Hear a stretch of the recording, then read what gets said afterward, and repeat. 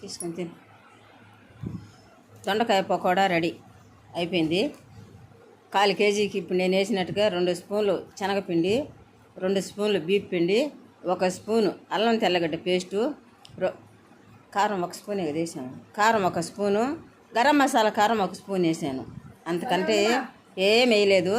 ఎర్రగడ్డలు ఒక పెద్ద గడ్డ సన్నగా కట్ చేసి వేసాను, 4 పచ్చిమిరపకాయలు చీరేసా. అంతే, సూపర్ టేస్టీ, కరకరలాడుతుంది. చాలా రుచిగా ఉంది. చూసారు ఎలా ఉందో?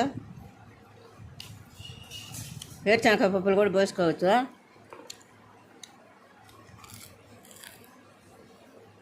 చాలా చాలా టేస్టీగా ఉంది. Super super super super. అంతేనండి. మీరు కూడా ఒకసారి నేను వేసిన విధంగా అన్నీ అదే కొలతల్లో వేసుకొని పకోడా చేసుకొని తిని చూడండి.